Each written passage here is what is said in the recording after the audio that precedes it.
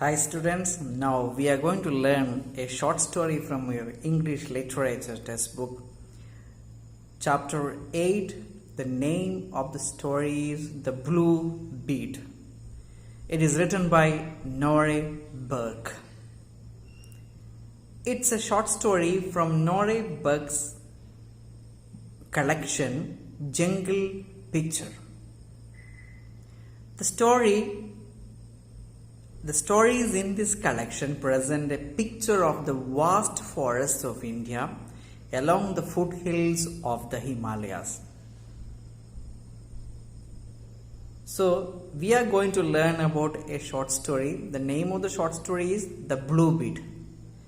It gives an account of how a 12-year-old girl and her family struggled in their earning daily bread in their lives.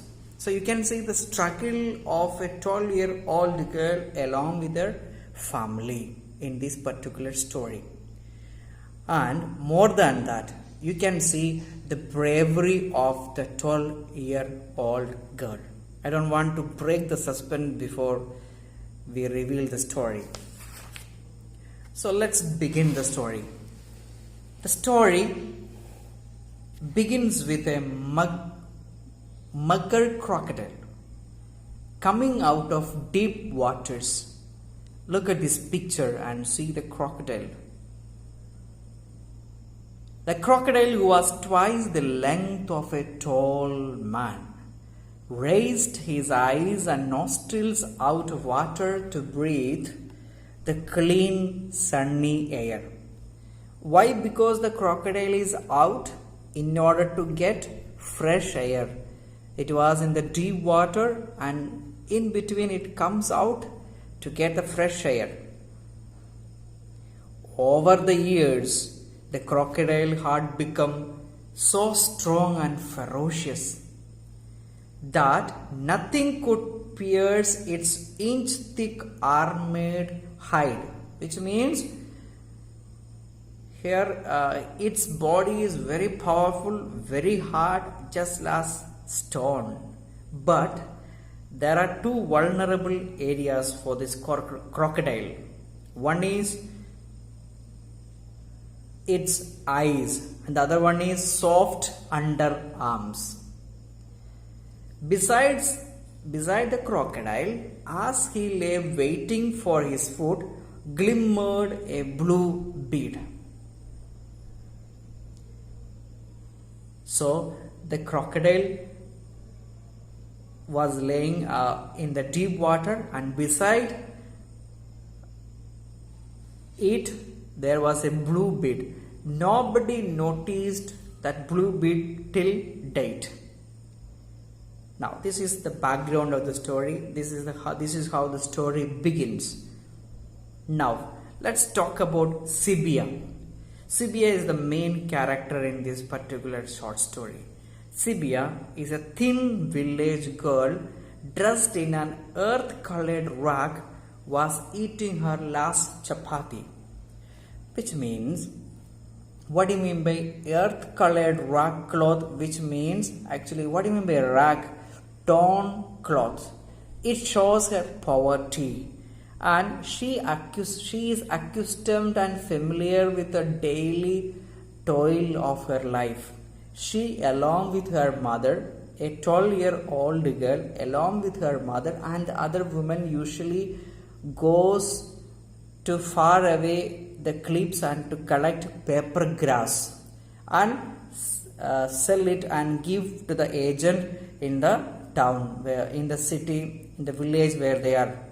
So, from the very earlier childhood onwards, this particular girl, Sibia, understand the difficulty of the life. Imagine she is 12-year-old girl. In all her life, she had never owned anything but only rag. Which means she is not having anything else. She is only having a rag cloth, which means torn cloth, nothing else. She wished to make a bead necklace for herself that would rattle around her neck. Her only simple wish was that to wear a necklace around her neck with a blue bead. That was her wish actually. One day she went with her mother and some other women to get some paper grass from the cliffs above the river, which means her usual work, usual routine to go and collect the paper grass from the cliffs above the river. The women felt that they toiled all day long, which means they started murmuring and complaining against the owner or the agent who enjoys sitting in the cushion and everything. They started telling, but nothing bothered Sibia. She was determined. Her simple wish, the only luxury she wanted in her life, now since she is not getting a blue bead to wear a necklace, to make a necklace and wear around her neck, she wanted to make a necklace of herself with some scarlet seeds. Look at this picture. This is an edible seed, scarlet seed. But each seed was as hard as stone and thus needed to be drilled with a red hot needle. So it's very hard, just like a stone. These seeds are very hard, just like stone. So it needs a very sharp needle. Now what happened to the needle? The family, they were having a needle in the family, but now it is damaged. It is not working right now. So they have to get a new needle. So that hope also gone in vain for Sibia. How pathetic the situation right now. She is not able to get even the least wish she is having. She is not able to fulfill the least wish she is having. Now, on their way, the women passed a Gujar encampment. Now they are going through the way through a Gujar encampment, which means the place where the Gujar women are, the Gujar people, the tribal people are staying there. Sibia glanced at the Gujar women as she went towards the cliff. Now look at this picture and understand who are Gujar women. The Gujars, like Sibia, were junglis, which means creatures of the forest, which means they are born and bred in the forest. So they work there, they are born there, and they have to earn their daily life because of the forest, by the use of forest. They got their living from animals, grass and trees. The women, after collecting the paper grass, now the company of the other women, those who went for the grass, after collecting the grass along with her mother, came back. But Sibia was left trailing behind. What was the reason why? Because Sibia left behind? Because she was actually very much tired. She was carrying a heavy load and her muscles stretched and ached. That's why she was trailing behind the other women. When she put down her heavy load to rest, she noticed and she looked at a Gujar woman who is going to take some water from the river. You know, in the first part we see that she is much more fascinated by seeing the Gujar woman, and now she is looking very carefully and with a curiosity to the woman, a woman going to get water from the river. Suddenly what happened? Suddenly That woman was attacked by a crocodile. Imagine our situation where we are in that situation. She is a 12-year-old girl. Imagine Sibia. What will be our situation? We will be shouting for somebody else help. We will not go to that place because we are worried. We are afraid of crocodile. But look at the bravery of the Sibia. Sibia immediately sprang into the action to save her. With all the force, she aimed at the reptile's eyes with her hair fork. Look at this picture. This is hair fork. And with this hair fork, she aimed at the reptile's eyes. In the first part, I have said that there are two vulnerable areas for this crocodile. Which are they? One, their eyes, and the second, its eyes, and second one, underarms. Now, she aimed at the eyes of the crocodile with the hair fork. The crocodile crashed back, exploded the water, and disappeared in pain. Sibia dragged the fainting woman out of water and helped her reach the Gujar encampment safely. Again, you can see that brave act of Sibia.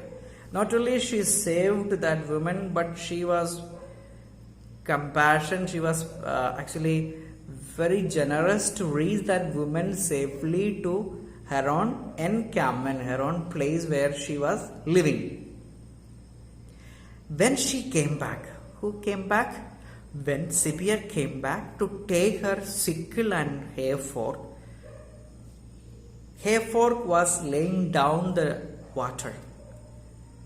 She, while going to pick that hair fork from the water, she saw a blue bead in the water. So you can see she saw a blue bead in the water. She was overjoyed. Sibia was overjoyed. On her way back home, when her mother said that, she thought that something had happened to her. Now see, look at the happy face of Sibia. How happy she would be. Imagine, because she wished to get a necklace to be worn around her neck with a blue bead. It was not fulfilled. At least she thought about a scarlet seed necklace. That also was not fulfilled. But at last, finally, she got a blue bead from the deep of the water. Now you can imagine how happy that little girl of 12-year-old is. Now she is overjoyed. When she went back home, mother asked her, she thought that something happened to Sibia. Then Sibia replied, very fantastic reply, very good reply she had given. What was that? Yes, something did happen. I found a blue bead for my necklace. Look here. This was the answer given by Sibia.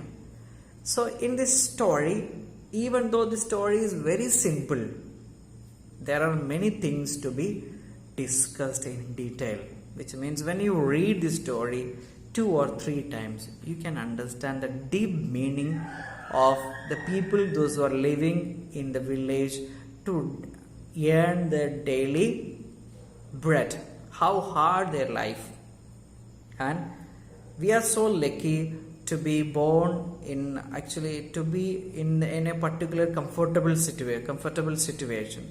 There are people still in the village areas. There, the students, the children, they are not able to go for schooling or go for the studies only because in order to earn their daily bread. There are 3 themes in this particular story. So I would like to request you to read that 3 themes in the story. The first one is that where there is a will, there is a way.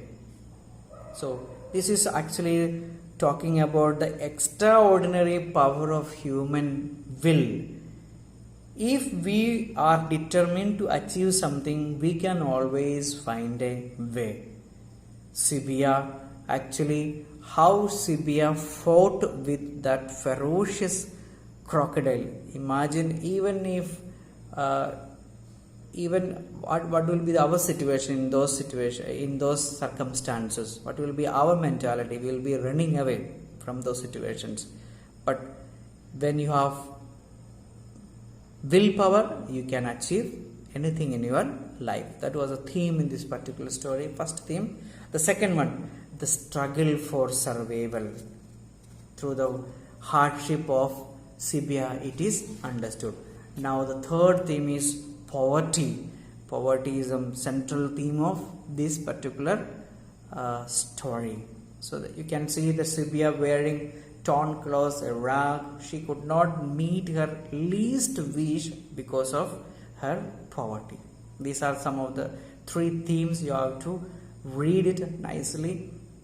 You may read the story 2 or 3 times. Try to understand the concept, the inner meaning of the story, and try to answer. There are extracts, 11 extracts are given there.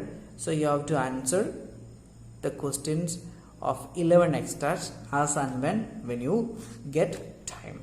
Thank you. God bless you.